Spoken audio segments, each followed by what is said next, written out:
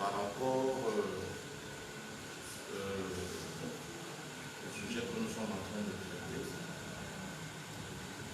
pour l'amplifier un peu plus au fur et à mesure que le temps avance. Donc ce soir, nous voyons le cas de notre sœur Anne, qui l'Éternel a rendu stérile. C'est ce que la Bible nous dit. Donc, elle n'avait pas d'enfant. Elle ne pouvait pas enfanter parce que l'Éternel l'avait rendue stérile. Alors, de l'autre côté, il y a Pénina, qui est l'autre femme d'Elkana, qui elle, à son tour, a des enfants et n'arrête de mortifier, de taquiner par les paroles. Nous savons comment ça se passe au milieu des hommes, surtout dans notre Afrique. Ce genre de paroles, est-ce que tu es une femme? Tu sors d'une famille maudite? Tu ne peux pas enfanter, tu ne pourras pas enfanter, ainsi de suite. L'écrivain ne nous donne pas tous ces détails. Mais la Bible nous dit néanmoins que Pénina a passé la plupart de son temps à mortifier Anne.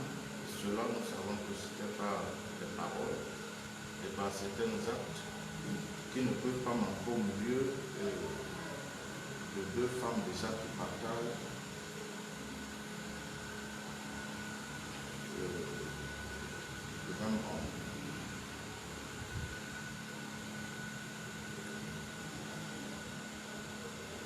Amen. Amen.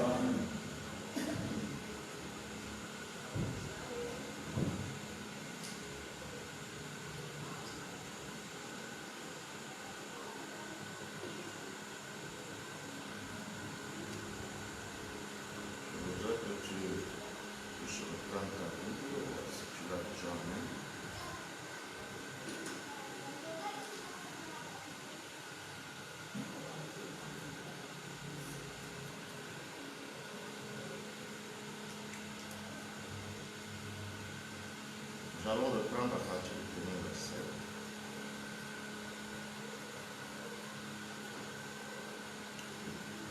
Un, deux, trois, allons-y.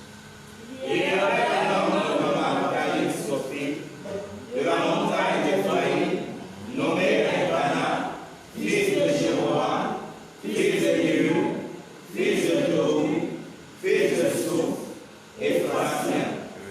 Il avait deux femmes, dont l'une s'appelait Anne et l'autre Pénina. Pénina avait des enfants, mais Anne n'en avait point. Chaque année, cet homme montait de sa ville à Silo pour se prosterner devant l'Éternel des armées et pour lui offrir des sacrifices. Là se trouvaient les deux fils d'Élie, Ophni et Phinehas, sacrificateurs de l'Éternel. Le jour où Elkana offrait son sacrifice, il donnait des portions à Pénina, sa femme, et à tous les fils et à toutes les filles qu'il avait bien. Mais il donnait à Anne une portion double, car il aimait Anne que l'Éternel avait rendue stérile. Sa rivale lui prodiguait des mortifications pour l'emporter à citer de ce que l'Éternel avait rendue stérile. Alors ça, c'est ce que la Bible dit, témoigne. Nous savons que c'est souvent compliqué, c'est difficile. Il y a tous les gestes qui sont physiques, des actes physiques qui poussent réellement à la surprise. Lorsque deux femmes se trouvent dans une même maison et qui doivent partager un même homme, et que l'une soit dans des problèmes, nous le voyons même dans ce pays, alors c'est la guerre. Cela va même souvent plus loin, où on va fétichés, on va chez les marabouts pour essayer de tuer ou d'éliminer sa rivale, comme l'expression biblique le dit. Anne ne faisait pas d'enfant. Donc elle a accouché. Et la Bible dit que c'est l'Éternel qui l'a rendue stérile. Au contraire, Pénina avait des enfants. Et elle trouvait que Anne n'était pas digne d'être une femme. Généralement, ça se passe comme ça dans la tête de l'être humain. Lorsque vous avez une infirmité, alors vous êtes toujours regardé d'un certain œil. Et à un niveau même, l'infirmité semble même ne pas être acceptée même par votre famille, pour certains cas. Donc Anne ici était dans une situation qui n'était pas du tout facile. Je crois que pour certains d'entre nous qui sont sortis réellement des familles où le papa a 2, 3 femmes, ou alors une femme légale, et d'autres qui sont officieux, nous savons ce que ça donne toujours. Il y a des maquettes qui sortent, il y a des coupes qui sortent, il y a tout genre, et parfois ça enclenche des bagarres et des luttes. La sorcellerie entre en scène, il faut que cette femme-là meure, elle veut venir tuer notre papa, elle veut finir les biens, ainsi de suite. Donc Anne avait à côté d'elle un problème. Et il fallait vivre avec ce problème. Lorsque nous prenons des cas de type, nous voyons déjà ce que l'histoire nous dit et nous ramenons ça à nous aujourd'hui. Ça correspond à quoi précisément? Quand on ouvre la Bible et qu'on rentre dans un verset de la Bible ou dans une histoire dans la Bible, on rentre déjà dans le contexte historique, voir ce qui s'est passé et qu'est-ce que Dieu a à nous dire, à nous aujourd'hui, en 2020, en 2021. Chrétiens, enfants de Dieu, qu'est-ce que Dieu a à nous dire? Donc c'était comme un esprit, une présence qui peut être réellement un sujet de nuisance. Mais il fallait que Anne puisse vivre avec la présence de Pénina, et c'était constant et c'était permanent.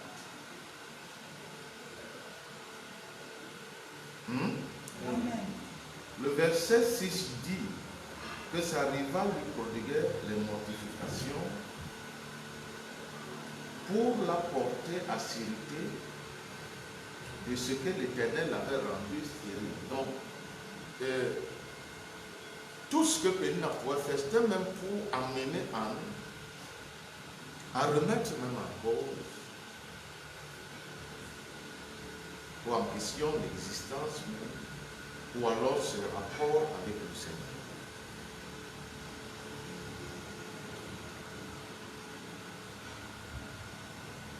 Est-ce que quelqu'un me sait? Et l'écrivain nous dit, j'aimerais qu'on dise ensemble, 1, 2, 3, allons-y. Verset 7. 1, 2, 3, allons-y. Et toutes les années, il en était ainsi. Chaque fois qu'elle montait à la maison de l'Éternel, Pénina mortifiait de la même manière. Alors elle pleurait et ne mangeait pas. Donc chaque année c'était comme ça. Nous ne savons pas toujours, l'écrivain ne nous donne pas de précisions sur le nombre d'années. La Bible dit chaque année c'était comme ça. Donc il fallait toujours que Pénina taquine un peu Anne, jette sur elle des paroles négatives, des mauvaises paroles, essaie de démontrer comment elle n'est pas une femme, si une femme devait faire des enfants depuis, essaie de lui faire comprendre comment elle sort d'une famille où il y a beaucoup de sorcellerie, comment elle a été bloquée, comment elle a... Des paroles qui ne sont pas toujours bonnes à entendre. Alors c'était permanent. C'était les deux femmes d'Elkana, c'est ce que la Bible nous dit. Alors qu'est-ce que Anne devait faire? Est-ce qu'elle devait divorcer? Alors elle devait fuir, aller rester chez ses parents. Elle devait renier Dieu simplement parce que Dieu l'a rendue stérile. Bon, l'écrivain nous le dit, mais est-ce qu'elle-même avait cette conscience que réellement c'est l'Éternel qui l'avait rendue stérile? Et si elle avait cette conscience, qu'est-ce qu'elle devait faire? Elle devait abandonner le Seigneur. Elle devait abandonner son attachement à Dieu, sa communion avec Dieu. Qu'est-ce qu'elle devait faire? Alors nous n'allons pas juste lire et être fiers parce que nous avons une assiette de papaye qu'on est en train de manger parce qu'on vient de manger le poulet, les tarots. Et nous lisons l'histoire d'Anne en passant et nous rions et nous festoyons parce que tout semble être bien. Nous avons de l'argent dans la poche, nous avons l'espoir d'avoir des comptes bancaires. Nous avons tout ce qui est prometteur et nous savons que Dieu est tellement bien. Mais cette femme sur laquelle nous nous appellantissons aujourd'hui, elle a enduré quelque chose. Et ce qui est intéressant, qui est même édifiant, pas seulement instructif, mais qui est édifiant, c'est comment elle finit. Elle a vécu ces choses. Elle a pleuré, c'est ce que la Bible dit. Mais dans toute la lecture que je suis en train de lire là et que j'ai souvent lu, à moins que j'ai manqué de lire dans certains endroits,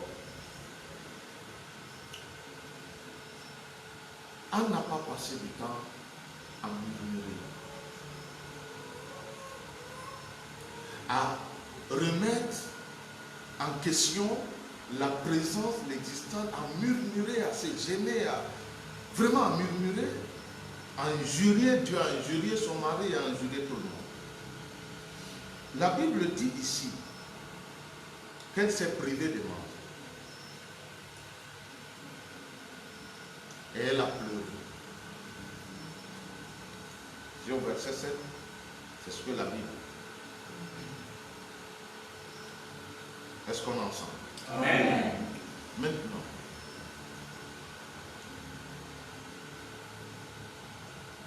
nous allons lire le verset 8. Nous sommes sur le cas de notre maman Anne, notre sœur aussi. Verset 8, 1, 2, 3, allons-y. Elle regarda son mari et disait, Anne, pourquoi pleures-tu et ne manges-tu pas? Pourquoi donc as-tu assisté? Est-ce que je ne vaux pas pour toi mieux l'édifice? Alors, l'attitude solitaire, si je peux le dire comme ça, au vu de ce qu'elle était en train de vivre, ne laissez pas aussi Elkana indifférent. En tout cas, même si vous avez eu 18 femmes, vous ne les avez pas eu le même jour. Donc, à chaque rencontre, tu as une histoire avec chaque femme. Donc, même quand la nouvelle arrive et que tu es vraiment fou d'amour, il y a toujours quelque chose que tu peux... En fait, il y a toujours quelque chose que tu as dans ton cœur par rapport à celle qui a été précédente. Donc, la situation de cette femme ne laissait pas son mari indifférent à Elkana. Nous ne savons pas, peut-être en rentrant en arrière ou alors en allant un peu plus avant, on peut voir pourquoi cet homme a fini par prendre une apparence. Nous savons généralement que quand la femme vient et elle n'accouche pas, on cherche parfois à prendre une autre. Mais ce qui nous intéresse ici, c'est l'attitude de Anne, comment elle s'est comportée par rapport à la situation qu'elle est en train de vivre. C'était une situation, et dans un contexte un peu difficile, elle s'est sentie atteinte à l'intérieur. Parce que vous savez,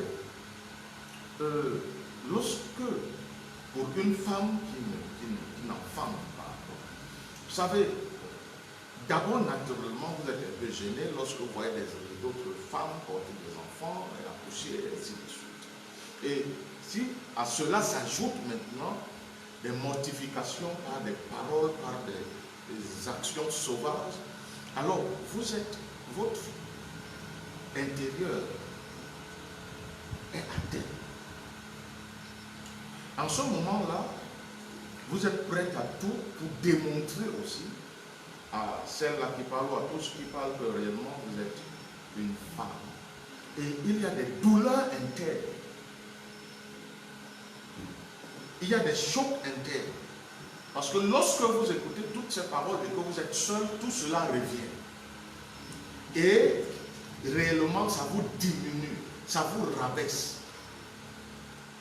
Et vous pouvez vous poser beaucoup de questions au sujet de vous, au sujet de votre source, de là où vous venez, au sujet même de Dieu. Vous allez vous poser beaucoup de questions et vous pouvez prendre même de mauvaises positions, même mentalement.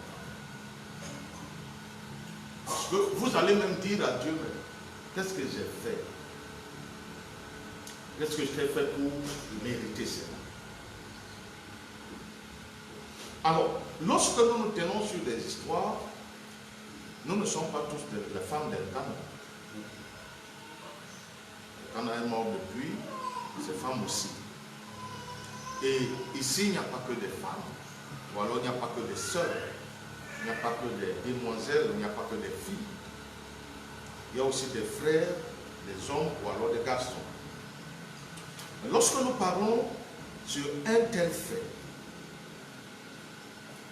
c'est pour amener les uns et les autres à comprendre que nous pouvons être dans ce genre de réalité où nous sommes face à une ou plusieurs personnes qui, de par notre réalité ou notre infirmité, nous mortifient par des paroles, nous diminuent, affectent notre personnalité, nous réduisent de manière parce que c'est ce que le plus souvent, lorsqu'on regarde nos batailles, il y a une certaine revendication, une certaine protection de notre personne. En fait, c'est notre personnalité, c'est notre dignité. Nous ne voulons pas que notre nom soit touché. Et nous bataillons le plus souvent comme cela. Nous sommes prêts à tout pour cela. Alors, Anne n'a pas fui son foyer. J'aimerais déjà que tu puisses le comprendre. Anne n'a pas fui son foyer. Anne ne s'est pas séparée de son mari. Anne n'a pas développé ou alors créé un scandale juste parce qu'elle avait une rivale qui la mortifiait tout le temps. Elle est restée attachée à son mari.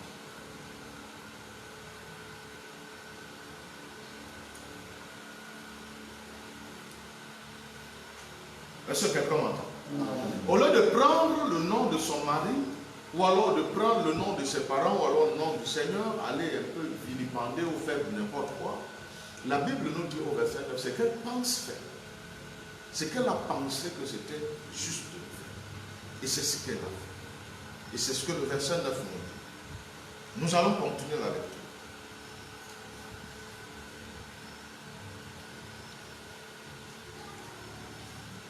1, 2, 3, allons-y. Anne se leva, après que l'on eut mangé et bu à Silo. Le sacrificateur Élie était assis sur un siège près de l'un des poteaux du temple de l'Éternel. Oui. Et la nature dans l'âme, elle pria l'Éternel et versa les pleurs. Alors, Anne trouve le plaisir d'aller dans la maison de l'Éternel. D'aller de se rendre au lieu de prière. Pour son dossier. je n'ai pas d'enfant, je suis dans une situation qui me diminue, où je ne suis pas respectée, je ne suis pas prise comme tout le reste des femmes. Qu'est-ce que je dois faire? Je dois me référer ou me rabattre à l'Éternel par la voie de la prière. Alors, je ne vais pas créer un scandale. C'est du temps. C'est du temps. Et je ramène toujours ça à table. C'est du temps. Si nous voulons avoir des solutions et des réponses, même à certaines prières, ou alors à certaines requêtes que nous adressons à Dieu, nous devons apprendre à être patients.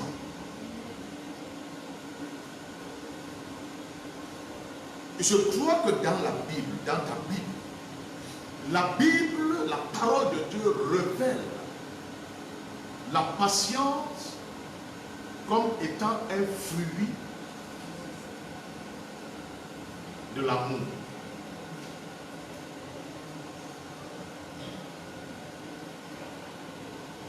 Je ne sais pas si quelqu'un me suit. Et dans le message que nous sommes en train de parcourir, nous avons dit ici, et de par ma bouche, que l'on ne peut pas véritablement consacrer du temps pour celui qu'on ne respecte pas, qu'on ne considère pas. Et on ne peut pas considérer celui qu'on n'aime pas. Alors, l'amour étant le fruit de l'esprit,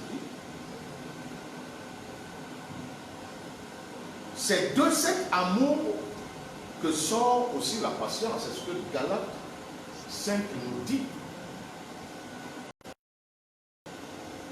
Est-ce que quelqu'un m'entend? Galates 5 ne nous dit pas les fruits de l'esprit. Galates 5 nous dit le fruit de l'esprit.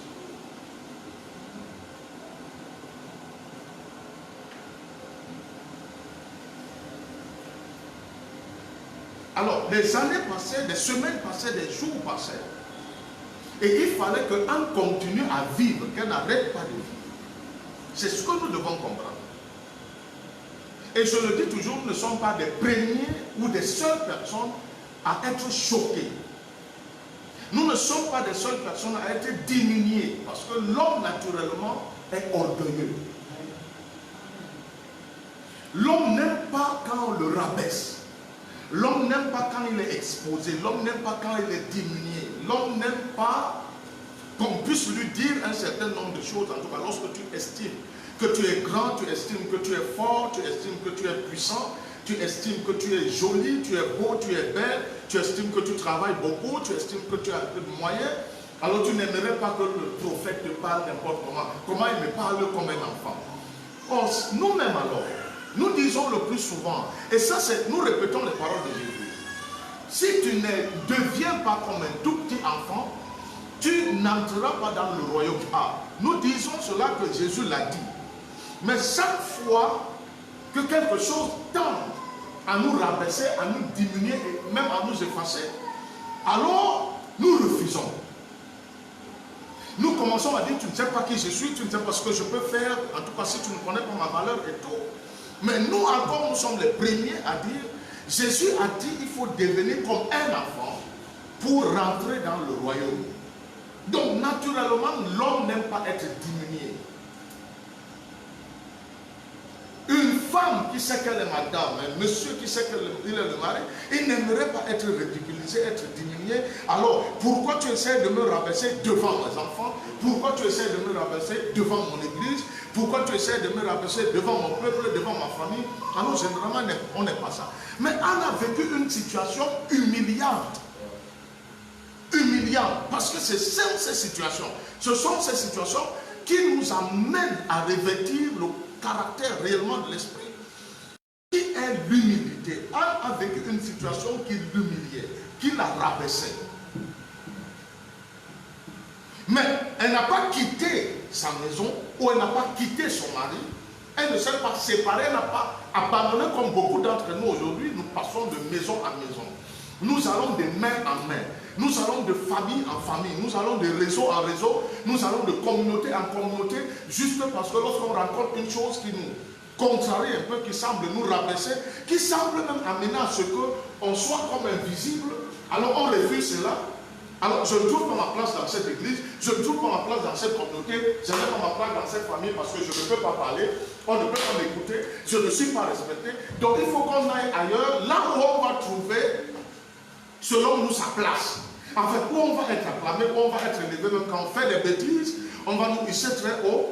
Alors, Anne n'a pas bougé. Ça, en sortant de ce culte ce soir, vous devez sortir avec ça dans la tête. Amen.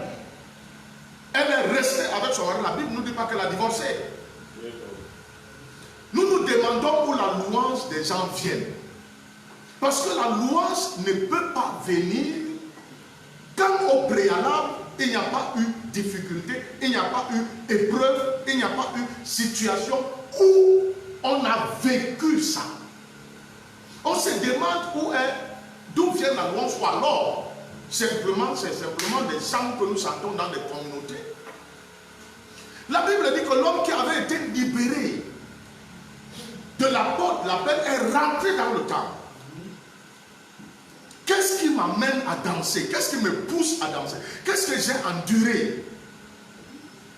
Qu'est-ce que j'ai perdu? Qu'est-ce que j'ai risqué? J'ai dit ici, et je le répète encore, vous savez, chaque fois que vous êtes devant un plat de nourriture, vous êtes fiers.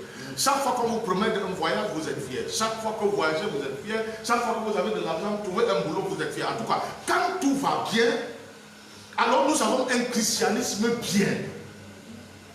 Où Dieu est bien, il est gentil. En tout cas, on peut lui donner tous les attributs qu'on veut ajouter et le qualifier de ce qu'on peut le qualifier. En tout cas, Dieu est bien. Il est merveilleux, il est sage, il est puissant. Mais c'est difficile que lorsqu'on est persécuté, vous allez entendre quelqu'un vous dire prophète, ce n'est pas facile. Lorsqu'on est rejeté, lorsqu'on est vomi, lorsqu'on est titillé, lorsqu'on est piétiné, lorsqu'on est diminué, lorsqu'on est contrarié, lorsqu'on est opposé, lorsqu'on est face au feu, à l'eau et à l'enfer, c'est difficile de voir quelqu'un sourire, quelqu'un rire, quelqu'un être content, quelqu'un être ouvert, quelqu'un. Alors on rentre à nous, on se recouvre à nous, on mange les dents, on serre les dents, on a la figure froissée, on est serein, on a un visage dur, on a un visage un peu bizarre et on ne veut pas en parler, on ne veut pas causer, on ne veut pas, on est tout défait, on n'est pas à l'aise et il ne faut pas même que quelqu'un s'approche de nous. Si lui, peut-être nous a gardé les beignets, ou si lui, il nous a gardé un petit tapioca, un plat de nourriture, alors là on peut un peu sourire, on est un peu content. Et lorsqu'il n'y a pas ça, on ne sourit pas, on n'est pas à l'aise. Pendant toutes ces années, bien-aimés frères dans la foi, cette femme elle est restée attachée à son mari. Elle ne s'est pas séparée même de Pénine à sa rival. Elle est restée toujours dans le foyer. Elle est restée attachée à Dieu. Elle n'a pas fui pour aller dans une autre famille, dans une autre communauté. Parce qu'on pense souvent que changer de communauté, changer de pasteur et changer de quartier, les problèmes vont finir. On oublie qu'on est renfermé dans un monde à problème, où le soleil se lève partout, où la lune se lève partout, où l'enfer se manifeste partout. On se dit, quand je vais quitter ici, je vais aller là, on va mieux me comprendre. Et on oublie qu'il n'y a aucun homme qui nous comprendra dans tout. C'est le problème et souvent on oublie ça. On se dit, non, je vais me défaire, alors là, je vais aller là, alors on va essayer de me comprendre, on va essayer de me donner les honneurs. Nous avons un exemple ici d'une femme qui est restée et qui a trouvé bon au finish d'aller vers le lieu de prière pour se remettre à Dieu.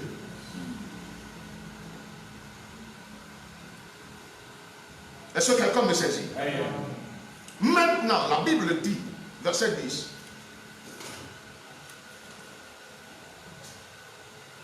un, deux, trois, allons-y. Et la même fut dans l'âme. Oui. Elle pria l'Éternel et versa des pleurs. Lorsqu'on est amer, qu'est-ce qu'on fait? On pleure à qui?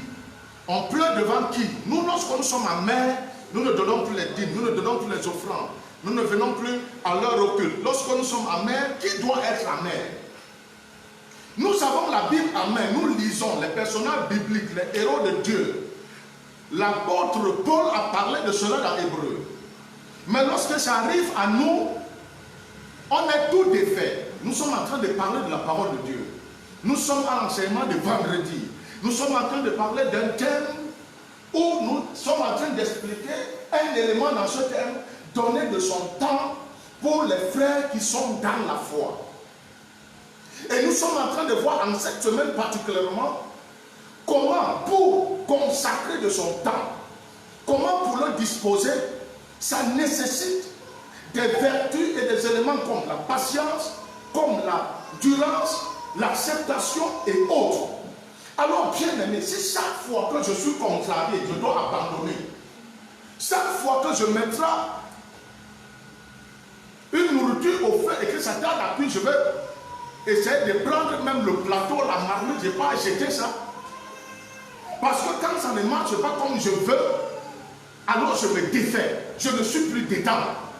Je ne ris plus, je ne peux plus danser, je ne donne plus les dîmes, je ne donne plus les offrandes, le pasteur n'est plus mon ami, les frères me dérangent.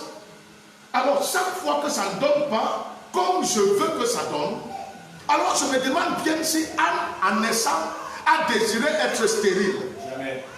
Et je ne sais pas si en naissant, elle a choisi de naître dans la famille où elle est née. Et je ne sais pas, bien aimé, si Elkanah lui-même en naissant a choisi ça. Parce que le plus souvent, c'est comme si c'est l'homme qui détermine, qui détient ma destinée entre ses mains.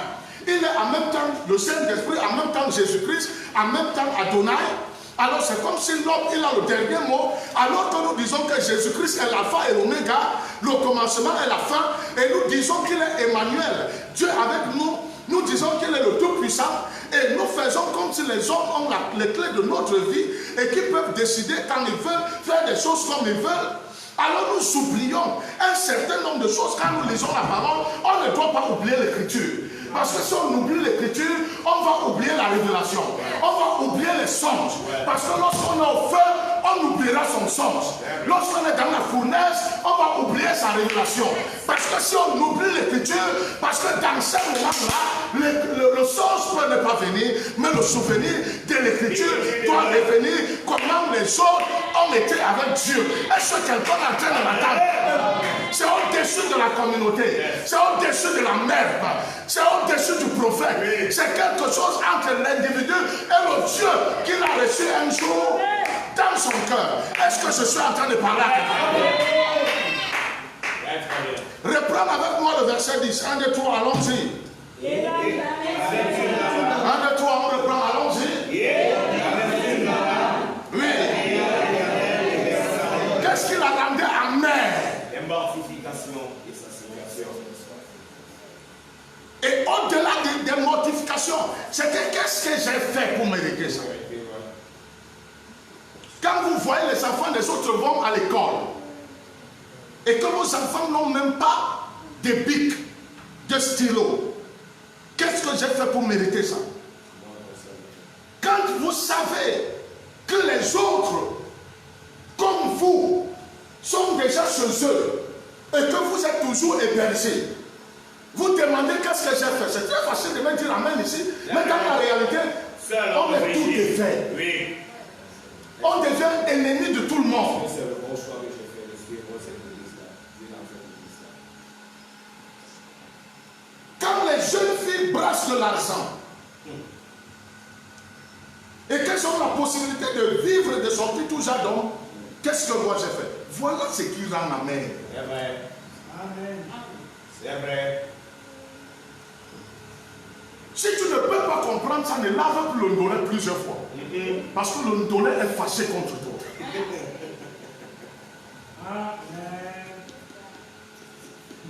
Pourquoi tu ne peux pas prendre ce ndolé après avoir lavé ça une fois et manger ça étant amer?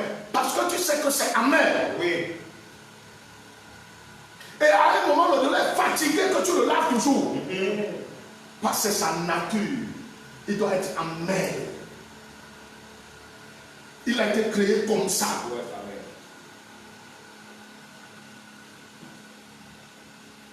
Est-ce que quelqu'un m'entend? Nous sommes chrétiens, nous disons que nous sommes chrétiens, nous avons la vie de Dieu, nous avons la nature de Dieu, mais il y a des choses qu'on n'admet pas. Nous vivons pas par rapport à Dieu, nous vivons toujours en occurrence de l'autre. Les chrétiens vivent toujours par rapport à l'autre. Quand tu l'entends parler, c'est par rapport à l'autre. Ce n'est jamais par rapport à Dieu. Par rapport au chronomètre de Dieu, alors mon camarade de classe, alors mon voisin, alors vraiment mon ami, j'étais à la boutique, j'ai vu vraiment des gens qui n'ont pas mon diplôme et on ne vit jamais. On oublie qu'en Christ, on a cessé d'être ce qu'on était hier. On est ce que Dieu dit qu'on est aujourd'hui. Et Paul peut dire, si je vis, ce n'est plus moi qui vis. Oh Seigneur, vous prêchez ces choses. Afin que pénètre à l'intérieur de vous et que l'impact de nos vies. Est-ce que quelqu'un m'attend là? Si je vis, ce n'est plus moi qui vis, mais Christ. Est-ce que quelqu'un m'attend là? Il ne m'a pas pris par rapport à mon diplôme. Il ne m'a pas pris par rapport à ma force. Il ne m'a pas pris par rapport au genre de famille où je viens. Est-ce que quelqu'un m'attend là? Quand j'ai rencontré Jésus, j'ai cessé d'être ce que je...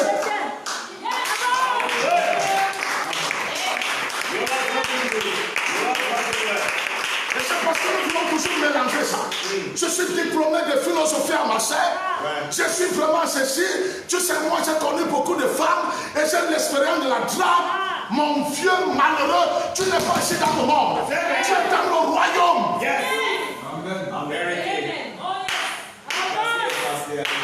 Voilà les choses qu'on a peur et on craint que le Seigneur nous en débarrasse. Parce qu'on veut toujours vivre comme on était hier. Excuse-moi. Tu me parles de ton camarade de classe. Tu n'es pas ici en matière de camarade de classe. Tu me parles de ta voisine. Tu n'es pas ici en matière de voisine. On ne vit pas par rapport au chronomètre de Dieu.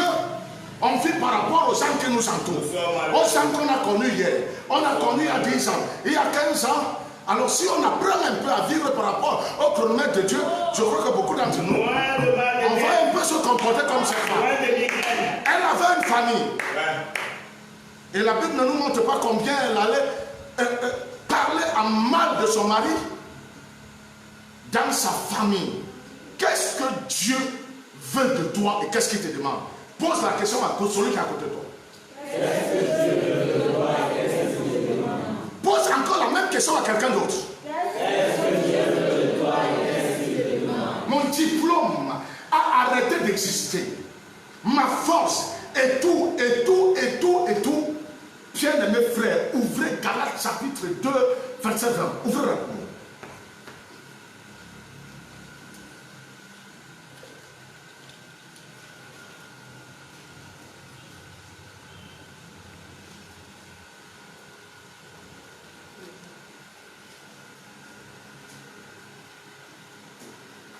Commencez à partir du verset 19. 1, 2, 3, allons-y. Car c'est par la loi que je suis mort à la loi, afin de vivre pour Dieu. J'ai été crucifié avec Christ, et si je vis, ce n'est plus moi qui vis, c'est Christ qui vit en moi. Ce n'est plus le persécuteur. Ce n'est plus celui-là qui avait le pouvoir des principaux sacrificateurs. Et c'est ça qui nous dérange. Nous venons avec un orgueil. Nous voulons implanter cet orgueil dans le royaume où on se trouve. Nous voulons que les gens nous acceptent tel qu'on est venu du monde. Excusez-moi, ça va, c'est un choc. Et c'est pourquoi la Bible dit que les pensées de Dieu sont différentes de nos pensées. Et de même, la Bible dit que les désirs de la chair sont de même opposés aux désirs de l'esprit. Donc si il faut m'accepter comme je suis venu du monde là, j'ai été accepté dans le sens propre même du terme. Alors, bien aimé, je n'aurais pas besoin qu'on me parle de l'humilité, qu'on me parle du renoncement, qu'on me parle de la repentance, qu'on me parle du détachement, qu'on me parle de l'idolâtrie, qu'on me parle du faux, qu'on me parle en fait, à Acceptez-moi comme je suis venu et ne me dites rien du tout. Je viens au culte, je prie avec vous, même si je suis adultéraire, même si je fais quoi, même si je fais quoi. Acceptez mon être physique ainsi et ne me dites rien du tout. Et c'est pourquoi on a des problèmes avec la parole de Dieu qui nous demande à renoncer, à abandonner, à quitter, à se séparer. On a des problèmes parce que notre moi est touché. On doit aller au-delà de ça. Et si on va plaire à Dieu, on doit aller au-delà de ça. Dis à quelqu'un ça à côté de toi. Est-ce que je prends le temps d'avoir les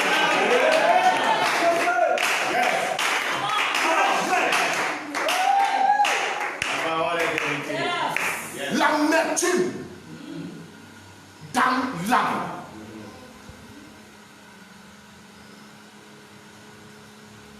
Elle a arrêté de prier. Non. Elle a prié à qui? Et versé les larmes à Dieu. L'éternel des armées. Quand vous savez que vous avez un sac de couscous à la maison, on a parlé de confinement. Vous savez que vous avez un sac de couscous, un sac de tapioca, et tout va bien. Vous rêvez comment vous étiez en train de voler partout en l'air, et Jésus était avec vous, les anges étaient partout. Oui, c'est la joie. Et dans des méditations, cette femme s'est posé des questions plusieurs fois. Elle a résolu une chose, et c'est ce que la Bible nous dit à partir du verset 11. 1, 2, 3, allons-y. Tous ensemble, verset 11, 1, 2, 3, allons-y. Elle vit un peu en disant, Éternel des armées, si tu t'es regardé l'affliction de ta servante, si tu te souviens de moi et n'oublie point ta servante, et si tu donnes à ta servante un enfant mâle, je le consacrerai à l'Éternel pour tous les jours de sa vie. Et le rasoir ne passera point sur sa tête. Comme elle restait longtemps en prière devant l'Éternel, elle conserva sa bouche, un arrêt dans son cœur, et elle ne faisait que lever les lèvres, mais on n'entendait point sa voix. Et il pensa qu'elle était libre. Et il dit, je suis maintenant enfoncé dans l'ivresse, fais passer ton cœur. Est-ce que tu es arrivé à un niveau de souffrance où les paroles n'arrivent plus à sortir? Où ce sont des gémissements qui partent de ton cœur, tu n'arrives plus.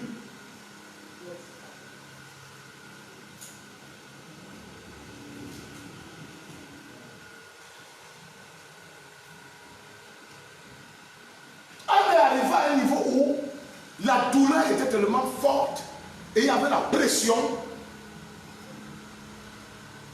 que c'est son cœur qui s'exprimait et tu voyais seulement le mouvement des lèvres. Alors Élie a regardé cette scène, a dit la femme si elle a bu.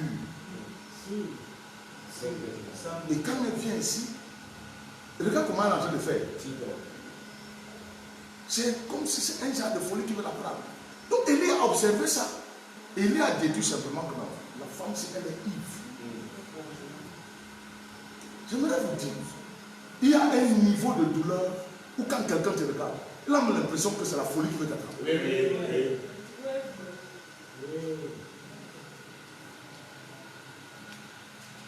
Tu sembles tout ignorer. L'habit que tu as appris à porter normalement, tu portes ça dans un autre sens. Et ce sont les autres qui disent que mais tu as porté l'habit en l'envers comme on dit souvent. Parce qu'à un moment, tu te demandes que est-ce qu'il y a des êtres humains sur la terre comme toi? Est-ce qu'ils te voient? Est-ce qu'ils t'observent? Est-ce qu'ils sentent à l'intérieur de ce que tu vis? Dans la douleur et la souffrance, on se pose toujours des questions. Qu'est-ce que j'ai fait? Est-ce que Dieu me voit? Est-ce que Dieu me comprend? Est-ce que Dieu me connaît? Excusez-moi, si vous n'êtes pas passé par là, revoyez votre nouvelle naissance.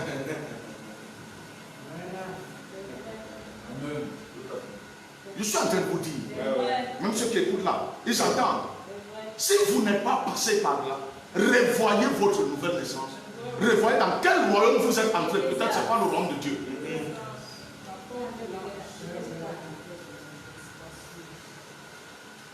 Parce que chaque véritable enfant de Dieu, chaque véritable chrétien arrive toujours à un niveau où il veut tout jeter. Il veut tout abandonner. Et tout est contre lui. C'est lui seul qui est bon. Tout le monde est contre lui.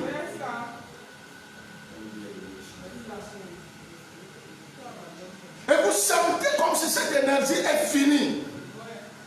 Vous sentez quelque chose qui vous dit à l'intérieur, qu'est-ce qui vous oblige d'aller de l'avant.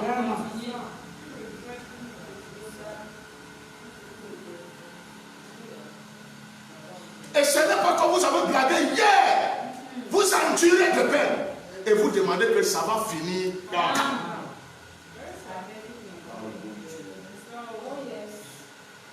Et ce n'est pas une histoire que tu es arrivé dans l'assemblée parce que tu as des gros joues, tu as un cerceau, tu as des fesses volumineuses comme les ignames. Parce que tu dors et que les autres n'ont pas le Saint-Esprit, les autres ne peuvent pas bien prier, les autres ne peuvent pas sentir Dieu. Alors excusez-moi, dans cette affaire, toutes ces choses-là nous dépouillent parfois de tout.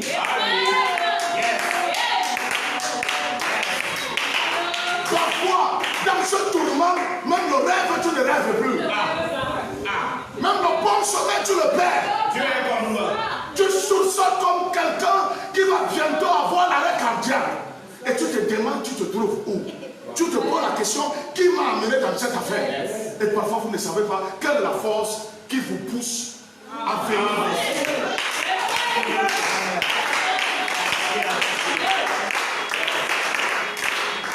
Après avoir traversé cet échelon, vous vous posez la question, comment j'ai fait pour arriver ici? Tu dis aujourd'hui, je ne serai pas là que, mais tu es là. Je ne prie pas, tu pries 3 heures. Je ne chante pas, tu passes là, je ne pas chanter. Tu ne sais pas ce qui se passe.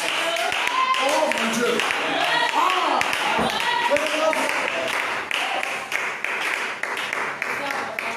Dis à quelqu'un, le Seigneur est merveilleux.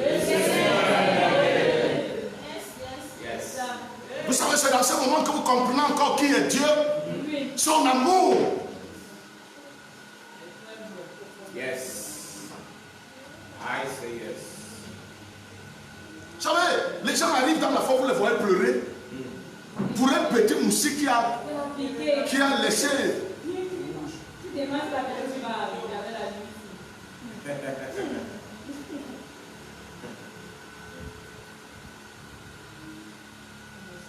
C'est pourquoi cette affaire, on n'arrive pas dans cette affaire par convoitise. J'ai vu des gens chanter et il y avait un repas comme les gens parfois peuvent venir inviter à la convention. L'affaire, si elle est sérieuse, si vous n'aviez pas réellement cru au Seigneur Jésus-Christ et que vous n'aviez pas pris réellement l'engagement, vous déposez et ça c'est pour toujours. Même décourager Oui, effectivement. Élie s'est dit quel est ce genre de personne. Mais elle a pris de l'alcool. Mais c'est étonnant parce que c'est au temple qu'elle vient manifester son ivresse. Voilà des choses que quand nous savons et nous avons vu ton parcours, on t'a observé, voilà comment on peut rendre témoignage. Parce qu'on sait par quoi tu es passé. On sait par quoi tu es passé. Les gens arrivent dans le christianisme, ils ont la même profondeur de l'air de beauté. Rien ne change. Rien. C'est juste Jésus qui s'est ajouté. Sur le lait de beauté, les maquillages. Jésus est aussi venu rentrer, excusez-moi.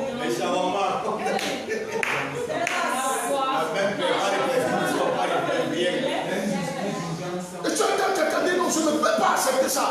Tu ne peux pas permettre ça. Et oui, ça veut dire que les autres n'étaient pas intelligents. Ça veut dire que les autres n'étaient pas humains. Parce qu'ils ont accepté ce qu'il ne fallait pas accepter. Oh, excuse-moi un peu. Donc nous on est bêtes de suivre les choses de parole. On est bête de suivre la faim. On est bête de suivre la soif. On est bête d'être persécuté. On ne connaît pas la vie. On ne connaît pas la valeur de l'argent. On ne connaît pas la valeur des relations. C'est toi seul qui connais. Si à quelqu'un, la foi n'est pas comme tu penses. Dis-le lui encore bien.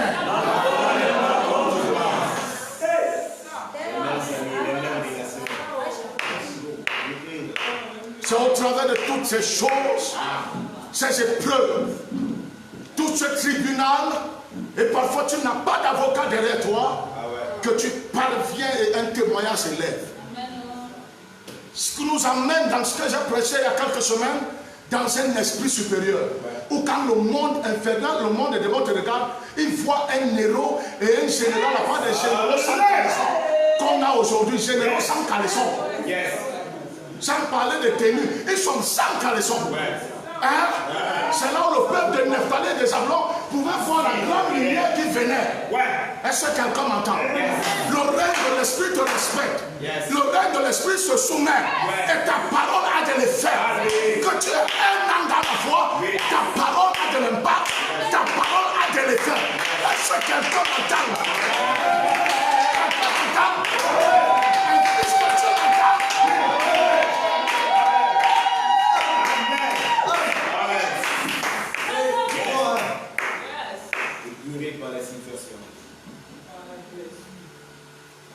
Ces blessures deviennent de l'or. Et Jésus dit pas, mais tu sais, vous êtes guéri. Où est le pouvoir de guérir, de libérer? Anne répondit, non, mon Seigneur, je suis une femme qui souffre en son cœur.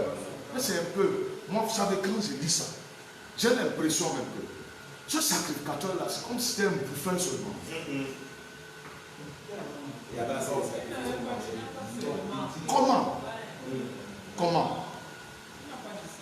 Comment un sacrificateur, un prêtre, un pasteur peut ignorer, ils sont d'où?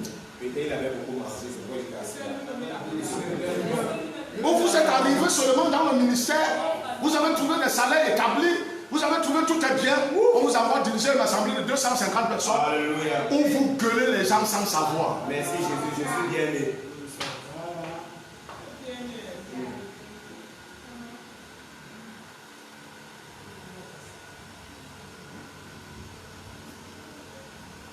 Dis à quelqu'un, ne désire pas ce qui dépasse ton entendement.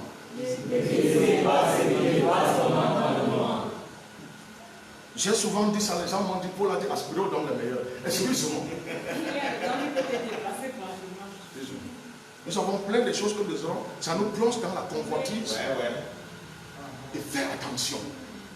Je parle toujours et je ne manque pas dans mes messages de parler du foyer, de couple et autres. Faites très attention. L'histoire du mariage, que ce soit un homme et une femme, le mariage avec Christ, faites très attention. On vient dans cette affaire par un engagement. Le baptême n'est pas un lavage. Donner sa vie à Jésus, si tu n'es pas conscient, reste encore dans le monde. Ah oui, il est mieux. Il est mieux. Parce que dans cette affaire, il y a des choses qu'on n'a jamais imaginées. Et que même notre grand-père ne nous a jamais dit. Parce que la façon que l'âme, tu peux même être dans un foyer ou dans une maison où on mange au moins 4 fois. Mais ton âme est tourmentée par un certain nombre de choses où tu n'as plus même l'appétit de manger cette nourriture. Parce que pour notre devenir, pour notre élévation, pour notre impact, pour notre transformation, Dieu c'est là où nous pensons.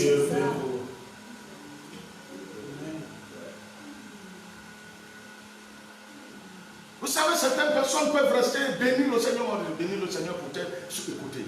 Il y a des choses, moi je l'ai dit toujours, que si je ne les avais pas vécues, je ne serais pas comme je suis aujourd'hui. Il y a un certain nombre de choses que si je ne vis pas, les années de ministère que j'ai encore, il y a des choses que je ne ferai pas. Ne célébrez pas un certain nombre de choses comme étant une chance. La souffrance est comme la mort qui nous propulse à une certaine résurrection. Et chaque fois, on doit mourir et ressusciter. On meurt et on ressort une personne nouvelle. Amen. Quand tu te dis que tu as atteint un niveau de données ou un niveau de patience, Dieu te montre encore que les années de ministère que tu as et les choses que tu dois rencontrer, tu n'as même pas encore commencé. Et ta bouche reste ouverte parce qu'à un moment, tu te célèbres, tu te loues. Je suis très patient. Vous savez, moi, on m'a beaucoup traité. Même si l'homme me fait quoi? L'homme va te faire. Mais si Dieu commence à te faire, tu comprendras. Parce qu'il y a une différence entre l'homme qui se lève pour faire et un homme dont Dieu jette un esprit pour te troubler. Pour te persécuter, pour t'épurer, pour t'éprouver. Alors tu te demandes qu'est-ce qui ne va pas. Faisons attention, c'est pourquoi 1 Corinthiens 10, je crois le verset 12 nous dit que celui qui est dit, j'aimerais qu'on lise ça rapidement. Rapidement. Merci, Evangeliste, pour l'aide.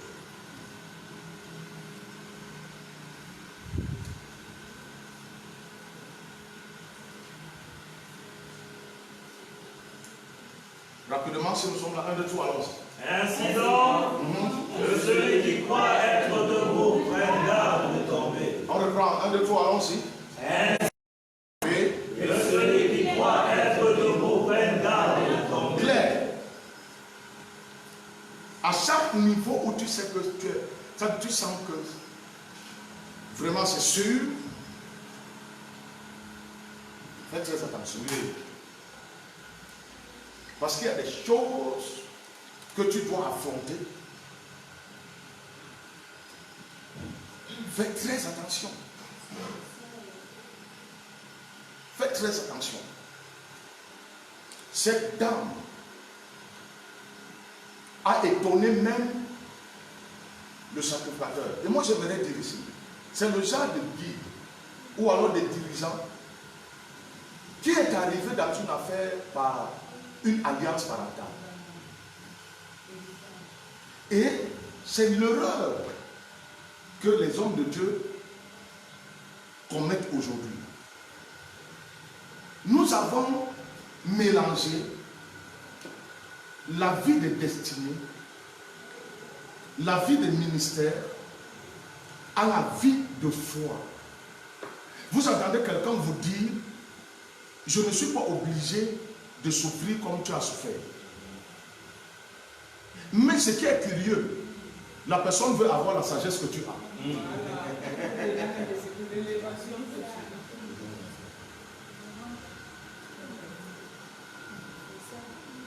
Et c'est un problème. Et c'est pourquoi on voit des gens bagarrer avec l'œuvre de Dieu. Parce qu'un sacrificateur ne devrait pas réellement être, je vais le dire comme ça, échoué. Échoué.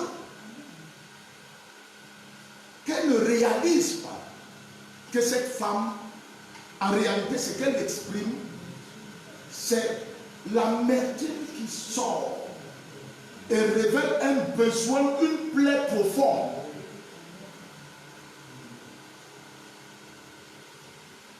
Jésus dit connaît ta Bible. Et il dit heureux ce serviteur qui donne la nourriture au temps convenable.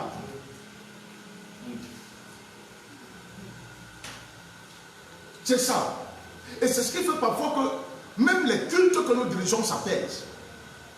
Parce qu'on ne sait pas le genre de louange que Dieu voudrait, ou alors de cantique, ou alors de chant que Dieu voudrait qu'on exprime aujourd'hui.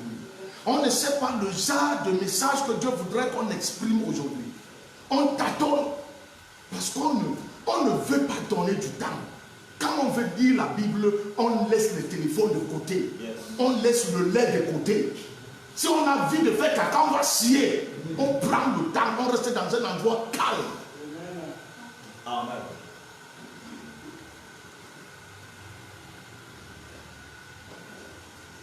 Ce temps-là que nous refusons de consacrer, c'est la même chose que nous faisons dans nos rapports fraternels. On est toujours pressé, on est toujours précipité, on est toujours en train de dire non frère, tu sais, ça ne va pas, tu laisses non, frère, ça ne va pas. Vous savez, c'est pas ce genre de conseil. que quelqu'un qui doit aller dans une classe supérieure doit écouter. Vous avez des élèves, les enseignants sont là. Vous avez des élèves que vous donnez une leçon. Vous avez même certains élèves dans un niveau de classe. Vous lui demandez que tu as fait comment pour arriver ici. Parce que tu lui expliques une chose, ça n'arrive pas. Est-ce que quelqu'un m'entend? À l'époque, là, quand je parlais à Madame Abbé Marie-Thérèse, vous savez, à un moment, elle était toute défaite. Elle a parlé de la malédiction, elle ne sait pas ce qui arrive, elle ne comprend pas, elle échoue, quand elle commence à échouer, elle ne finit pas d'échouer. Excusez-moi. Et c'est très facile que tu lui dises que ton école, l'école ce n'est pas ton affaire.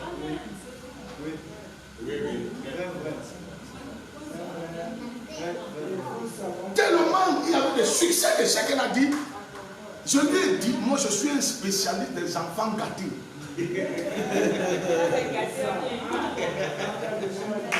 Grand frère Pascal.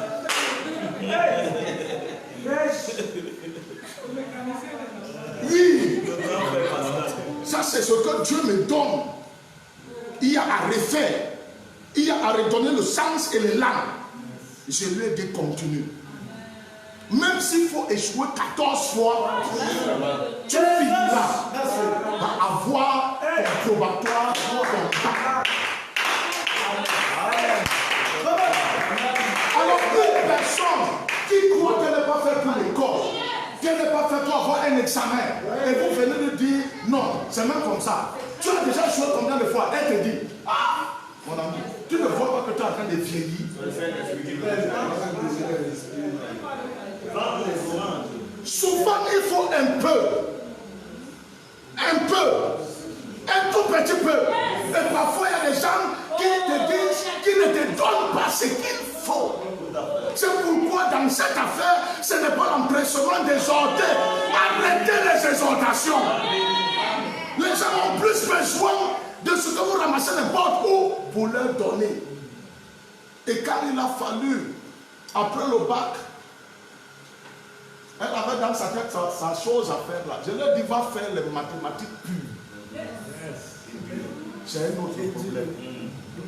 Je ne suis pas fort, je ne suis pas machin. Je lui ai dit, et je le redis encore, tu dois aller tu dois faire l'école normale. Et vous savez, chaque fois que vous avez dans votre domaine ce qu'il faut pour enclencher cela, ça va marcher. C'est comme ça. Nous serons toujours là. On va entendre qu'elle a eu le concours de l'école normale. On sera toujours là. On va entendre qu'elle est allée. On sera là. On va entendre qu'elle est sortie. Et mes enfants ne vont pas en brousse. J'ai dit à Félix de ne pas partir.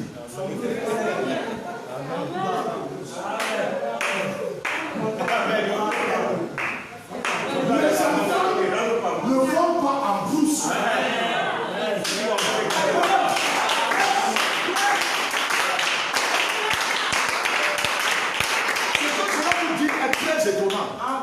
Et ce qui l'a étonné et qui l'a amené à croire que le type qu'on appelle prophète là, je lui ai dit, on t'envoie dans un CS.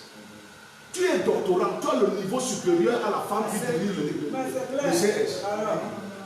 N'est pas par là-bas. Et en plus, tu n'es pas comme les autres, tu n'es pas passé par l'école normale.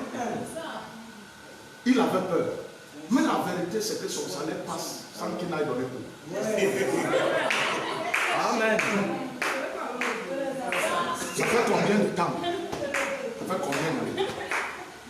Il est assis. J'ai dit, on t'envoie soit à Douala, soit à Yaoundé, soit à Yaoundé.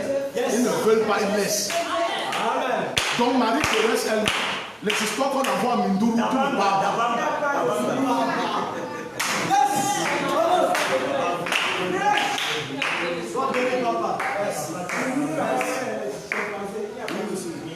Mes enfants ne vont pas au village. Tu vas au village peut-être parce que tu veux rendre visite à ton village. Et pas parce qu'on t'affecte là où il y a 1000 lumières.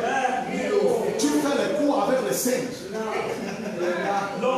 Pour voir un élève, c'est un problème. Ça, je vous parle des choses qui sont sérieuses. La réussite dans la foi dépend de celui qui est à côté de nous, derrière nous, pour nous catapulter, nous pousser.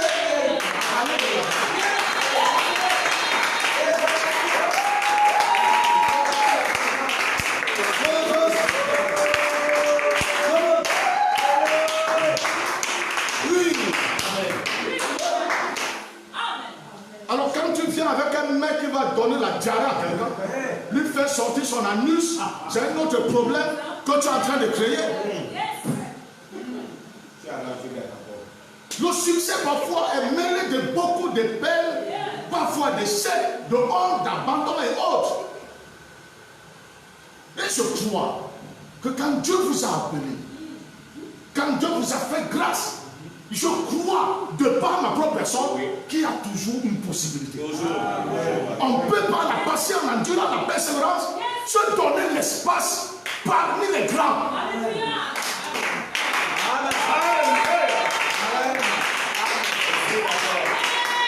Il y a des endroits où on ne vous laissera jamais entrer. Mais il y a des endroits où on ne pourra plus vous dire de sortir. Quelqu'un ne m'a pas compris. Il y a des endroits, personne ne se lèvera pour vous ouvrir la porte. Mais il y a des endroits aussi, quand vous entrez là, personne n'aura plus l'audace de vous dire de sortir. Et ça se fait avec nous. Ce que je dis est très important. C'est pourquoi ne lâchez pas toujours. Dis non, non, ça ne va pas. Dis à quelqu'un non, non, non. Tu sais, vraiment, maintenant, va vendre les chaussures. Tu dis, allez, va vendre les plastiques. Ça ne donne pas, va vendre les caramels. Tu ne donnes pas, va vendre les tomates. Vous savez, cela est dit dans le message. Mais cela n'est pas propre et ne s'adapte pas sur tout le monde. Il y a des gens que s'ils laissent son arachide griller qu'il a très vent, c'est la mort. C'est pourquoi quand vous êtes assis ou assise en train d'exhorter quelqu'un, ayez du retenu. Quand j'ai dit au frère, ne va pas à l'extrême nord, c'était même il a porté ses pieds là, les pouvoirs. Quand le prophète dit à Géasi que mon esprit ne t'a pas quitté, je lui dis ne va pas quelqu'un dit va essayer. Il est allé là-bas. Il a lavé ses mains avant que le coronavirus ne se manifeste.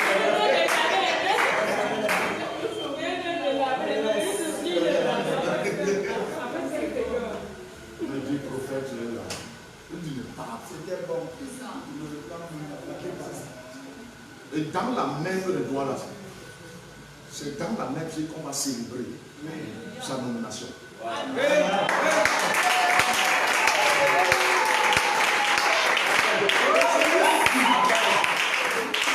Le plus grand désir, c'est comme que non provisoire une vie.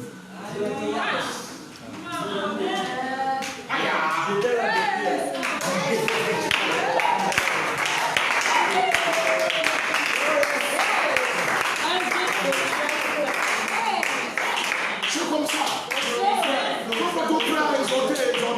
Vous savez, à un moment, soit fort, c'est rien. C'est pas le message soit fort, c'est quoi? Qu'est-ce que la personne vit? Soit fort, c'est une simple expression. Vous savez que les gens vivent des choses où ils ont abandonné de lire la Bible de pluie. De pluie. Ils ne font plus rien. Ils sont superficiels dans tout. Parfois même le donner là, il fait son nom parce qu'il ne veut pas qu'il se parle. Oui. Il n'est plus détente. Tu lui dis que sois fort.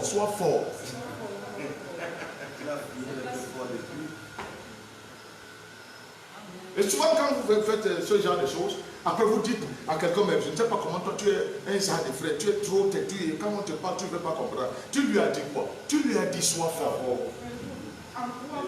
Il doit aller combattre dans un ring de cartes.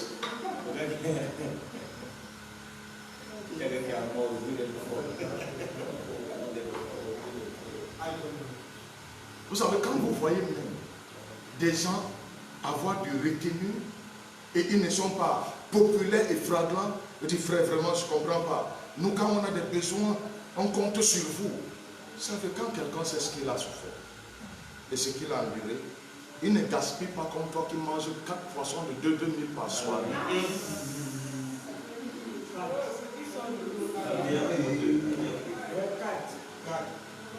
4. Seigneur. Tu te souviendras quand tu vas commencer le travail. Tu verras si c'est my God ou my Jesus.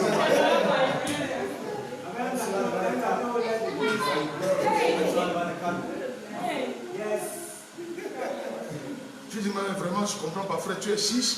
Ça veut c'est pas en matière de chiche. Les choses que vous avez endurées vous ont tamisé. Tu as déjà vu comment on prépare le couscous. On essaie de le tamiser avant de le mettre au feu. Souvent, des gens ont enduré des choses que toi, tu ne peux pas imaginer. Et tu es juste là pour parler parce que tu es un Tintin qui arrive du monde. Et tu penses que le royaume, c'est comme le monde. Non. Et quand la femme, elle s'est exprimée, et seule,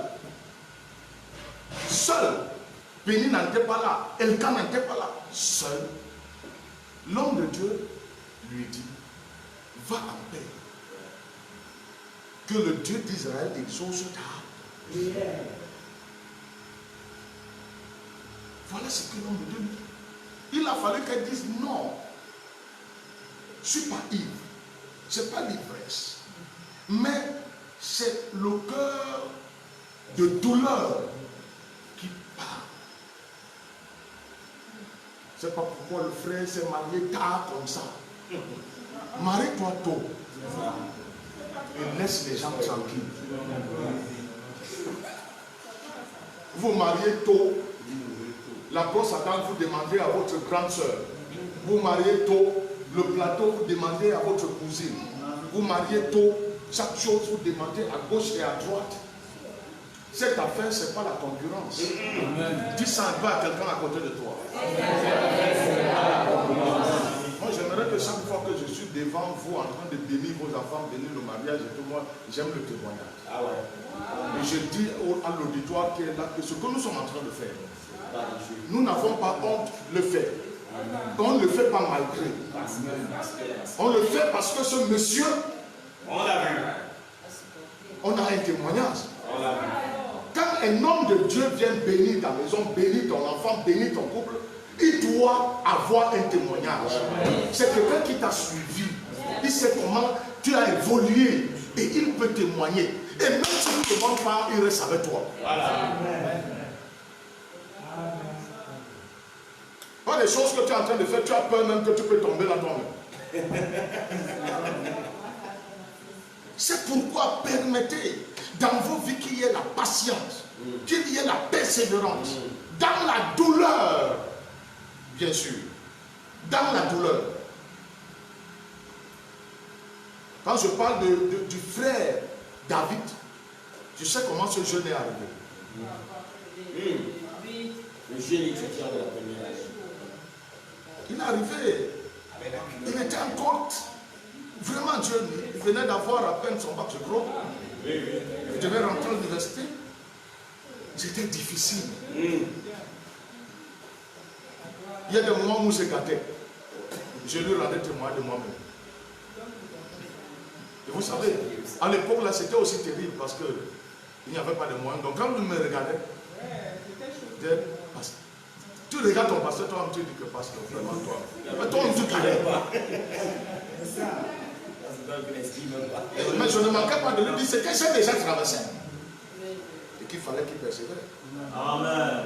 Et quand il y a ça, vous savez, chaque situation qui peut révéler une joie ou un rassemblement permet à ce qu'on puisse rendre un témoignage.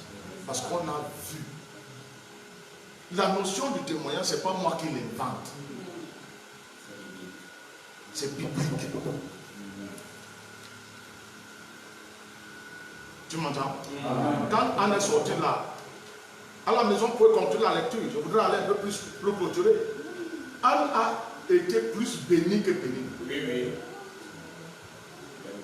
Elle a observé le vœu qu'elle a fait à l'Éternel. Parce que Dieu lui a donné, Samuel l'a donné directement. La maison de Samuel, c'est autant. Pour ceux qui lisent la Bible, il y a encore combien d'enfants? 6. Derrière Samuel, 6.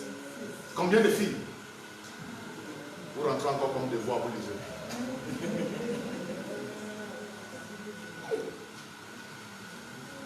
Voilà ce qu'on appelle une femme consacrée. Pas des gens qui viennent pour une réunion d'intercession, comme on commence le livre avec les carafes de bouillie, avec les pains. Quand la banane, quand quelqu'un finit, quand on dit Amen, il va aux toilettes, il va dans sauver les autres. Sauver les autres.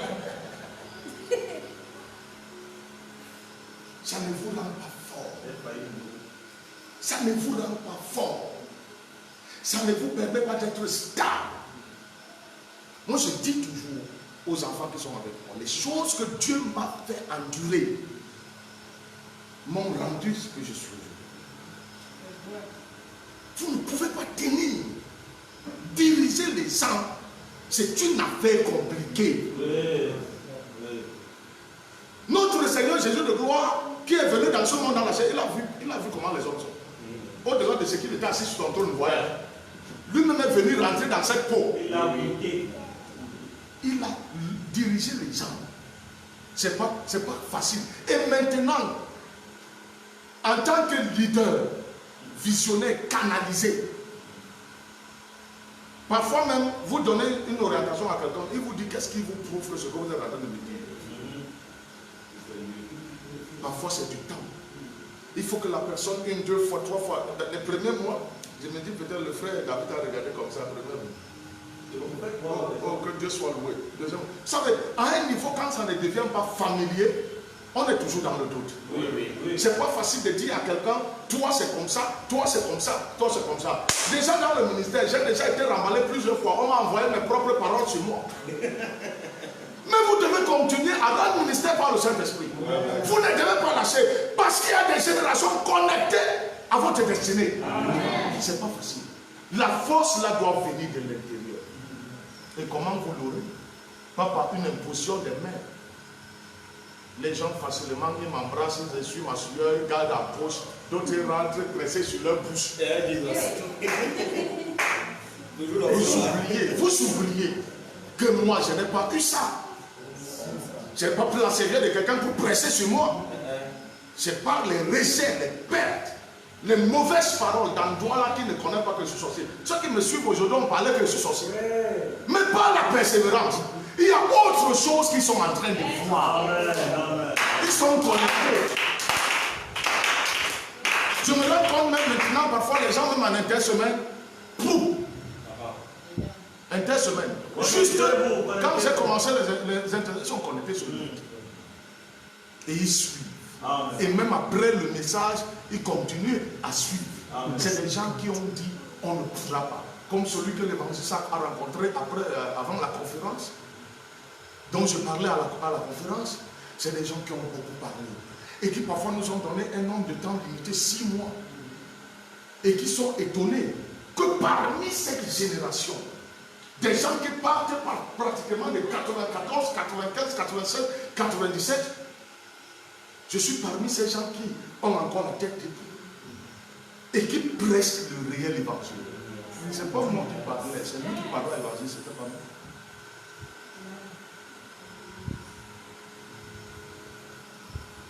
Vous savez, on sait ceux qui ont pris un autre village.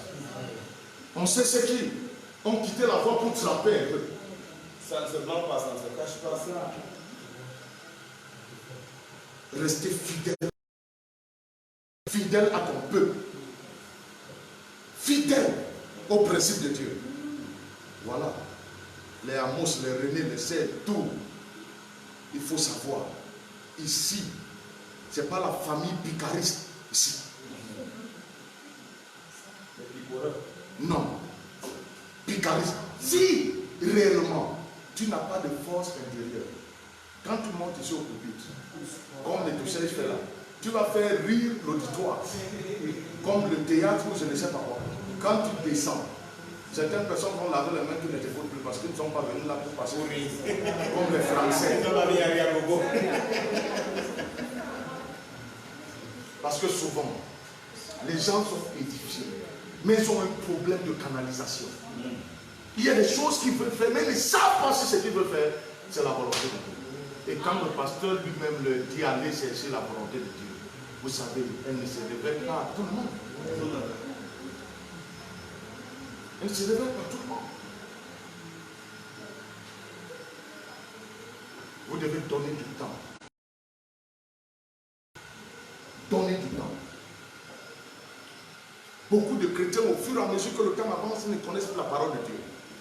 Quand vous prenez une histoire, vous devez d'abord rentrer dans le détail de l'histoire, dans le contexte, pour communiquer maintenant le message. Parce que les gens ne prennent plus le temps de lire la Bible. J'aimerais dire à tous ceux qui désirent le ministère de la parole, faites très attention. Cette affaire, c'est la mort.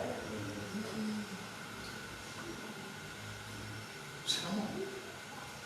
Si Dieu ne t'a pas appelé, restez pour toi tranquille. S'il t'appelle à distribuer les plumes dans le royaume, distribue. Je pas attendre quelqu'un dire Amen.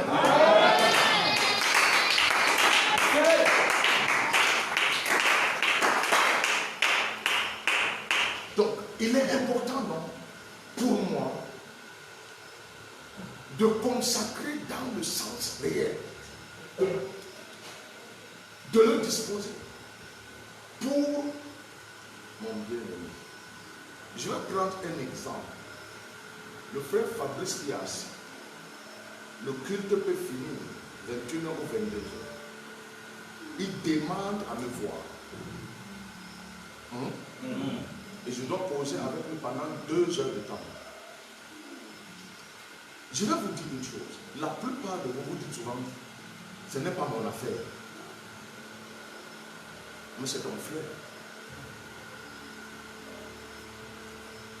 Est-ce que tu peux ne serait-ce que donner 30 minutes à pouvoir patienter pendant que je suis en train de m'entretenir avec lui?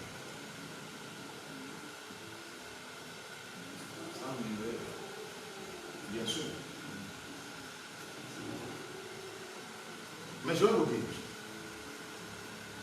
c'est très facile. Dedans, comme dehors, et au manguier, de poser 1 heure. Oui. Et de ne pas se gêner. Même si on a fini à 22 heures. Mais quand on est en salle, et que le prophète est en train d'entretenir, et c'est même grave encore si ce sont les gens du prophète, c'est dérangeant. Nous manquons encore de patience. Et si on n'a pas la patience, je me demande bien si on peut être persévérant, si on peut être endurant. Parce qu'il y a des choses que Dieu m'a promises que je n'ai pas encore vues. Après plus de 20 ans de marche, je ne vois même pas les signes.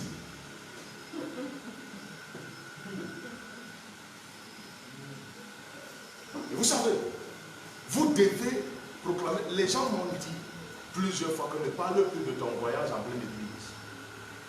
Tu ne vois pas que ça ne donne pas.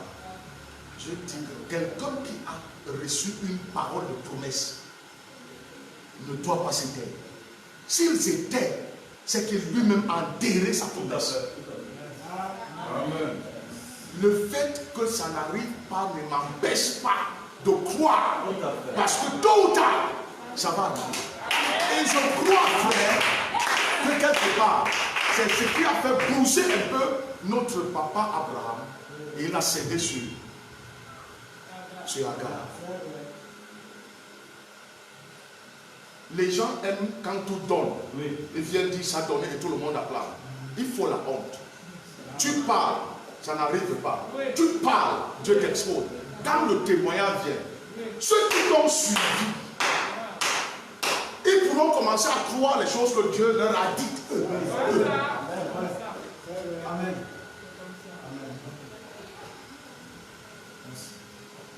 Avec les choses que Dieu a déjà faites dans ma vie, je dis souvent à mon épouse, je n'ai aucune raison de douter de lui.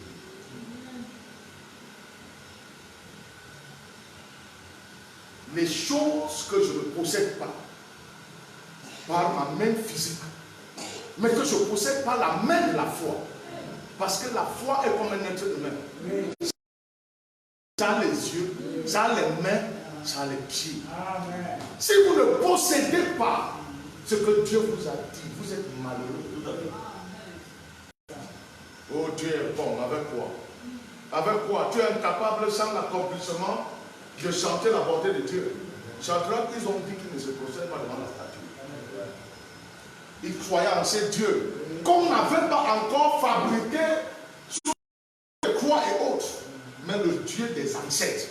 Et ils savaient ce que ce Dieu a fait avec leur père. Oui. Et ils ont dit, ce Dieu-là, on ne se prosterne pas. Voilà un homme de Dieu. Quand on parle d'homme de Dieu ici, c'est semblable à ce que Paul dit dans 2 Timothée 3.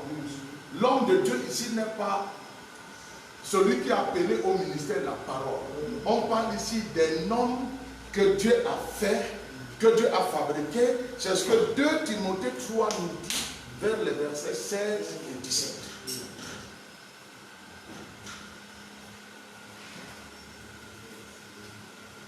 C'est ça.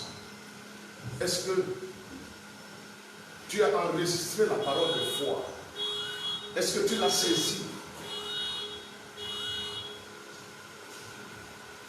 Chaque fois, donc frère, que je dois être patient envers mon frère, j'ai dit ça mercredi. Ici dans cette communauté, nous avons des gens qui, s'il faut sélectionner, ça dit ces gens ne doivent plus faire partie de la mer. Dans une pêche, quand vous prenez votre filet, vous jetez dans l'eau, vous ne ramassez pas que le poisson. Parfois même, ce n'est pas le poisson que vous prenez. Vous prenez la saleté de l'eau et vous devez libérer votre filet en enlevant toutes ces saletés. Et parfois, quand il y a du poisson, vous devez mettre le poisson à part et enlever la saleté. Nous sommes venus du monde avec tout genre d'attitude. Je suis avec l'homme de Dieu, l'évangéliste, ça fait 20 ans qu'il a avec moi. 20 ans. Mais il y a des choses qu'en 20 ans, en attendant de lui, il n'a pas pu me donner. Et je dois continuer la marche avec lui. Vous devez avoir une hauteur d'esprit. Quand quelqu'un dérange, quand quelqu'un ne produit pas, quand quelqu'un ne perçoit pas et ne retient pas, qu'est-ce qu'il faut faire? Qu'est-ce qu'il faut faire? Ça demande du temps. Amen. Si après 20 ans, il ne m'a pas encore donné un certain nombre de choses que je veux, qu'est-ce que je dois faire? Parce qu'il a la peine. Qu'est-ce que je dois faire? On finira par jeter toutes les perles et on restera vide. Et on se dira, oh non Seigneur, tu sais, ces gens étaient comme ça. Moi j'étais. Ça nécessite la patience. Amen. Pour que quelqu'un parvienne à la connaissance, à la maîtrise de soi, à ceci ou cela, il faut des temps. Les paroles, les exhortations, les conseils, les prières. Parfois tu te fâches, tu dis je ne fais plus, tu continues à faire. Et la réalité de la masse. Si les païens font cela mieux que nous, c'est honteux. C'est honteux. Assister au deuil, ce n'est pas tout. Assister à l'anniversaire, ce n'est pas tout. Discuter pour être invité spécial au mariage du frère, ce n'est pas tout. Courir pour rester à côté de la porte de là où il a fait son mariage avec sa femme, ce n'est pas tout. Après avoir mangé les poulets, les carottes et tout, ce n'est pas tout. Ce n'est pas tout. Même celui qui semble être tout obéi de persévérer. Vous savez parfois, c'est un second exemple que je donne. J'ai pris le premier exemple tout à l'heure sur le fait que je peux retenir Fabrice proposé parce qu'il a un problème. Vous savez, dans la communauté, voilà le secteur René qui est devant. Je peux prêcher à chaque message, je parle de René. À chaque message, je parle de René. Vous savez ce qui se passe souvent? À un moment, on est fatigué de ça. On sait que c'est ton fils. Il y a tous les jours. On est fatigué. On le connaît, non?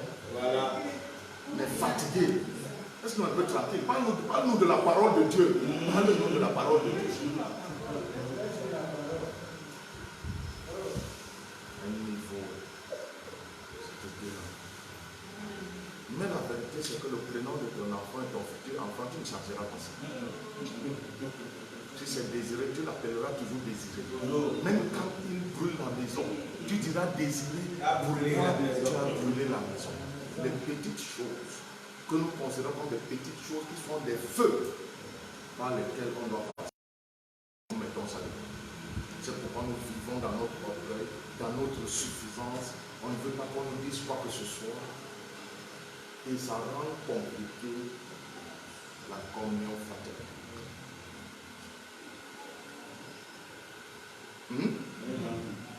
Ce que je vous dis au-delà de pleurer avec quelqu'un ou de rire avec lui. La réalité de la marche n'a pas que les deuils et les mariages. Je vous dis franchement, il y a des moments où je m'assois, quelqu'un me dit qu'il veut me voir. Quand j'écoute ce qu'il me dit, je vois que ça n'a pas de sens.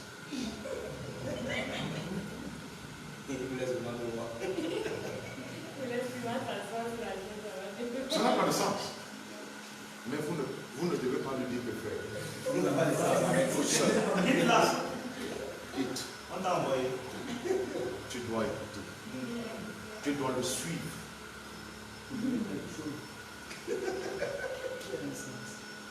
Et là, en restant tranquille plusieurs fois pour écouter les bobards, j'ai fini par avoir des leçons.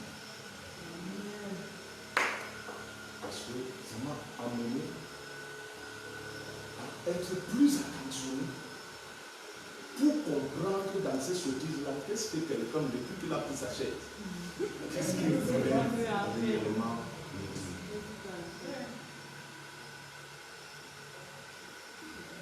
Qu'est-ce qu'il voulait me dire? Sans compter que vous avez des choses importantes pour confier à quelqu'un, il jette. Et vous devez encore le confier pour qu'il aille faire. Si, oui, si vous ne l'avez pas, cet amour qui génère tout ce que ça peut générer. Je voudrais un peu plus qu'on arrête un peu le folklorisme. Un sourire forcé, un sourire parce qu'on a le héros à la maison. Soyons un peu plus sérieux dans les réalités. Un peu plus sérieux. Donner de son temps pour être donné. Imagine que tu as faim, tu as soif, le culte est fini. Tu ne sais même pas ce qui te retient. Parfois quelqu'un est assis là-dedans, qu'est-ce qui me retient de ma pause? Je ne fais que regarder les gens comme les... Qu'est-ce qui me retient ici? Tu te lèves, tu dis mais on t'a cloué ici, on t'a attaché ici. Donc tu parles à toi-même, dans ton esprit. Je dois mentir. Jésus dit, vous n'avez pas prié, pu prier même une seule heure. J'aimerais dire, avant de finir, et maman peut rendre témoignage à cela. J'étais trop agité. Pour moi, les problèmes de Dieu devaient s'accomplir demain. Et c'est maman qui me disait que quand les choses tardent, toi tu t'attaques à moi. C'est toi qui nous as entraînés dans cette barque-ci. Comment toi, et vous savez, c'était difficile pour moi. J'étais gêné, je dormais mal, ça me dérangeait. Même le moment où ça montait dans ma tête que déchire la Bible comme ça, déchire ça bien. Il a même écrit ça.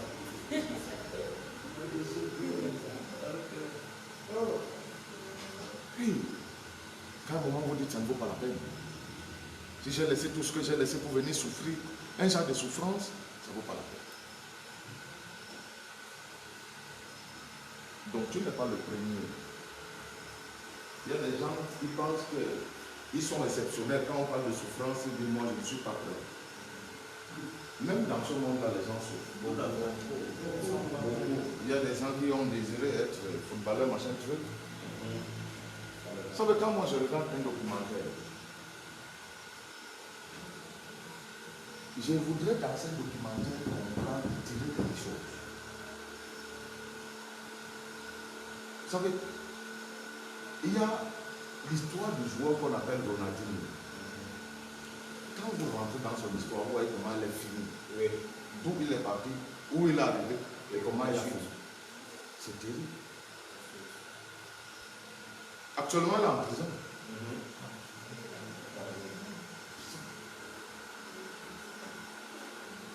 Vous vous demandez que comment un tel homme, ayant une telle gloire, peut se retrouver en prison dans un pays étranger sans argent, pour usage de faux documents, passeport faux et tout. Un homme qui a joué dans les grands folklore, une idole. Dans le pays.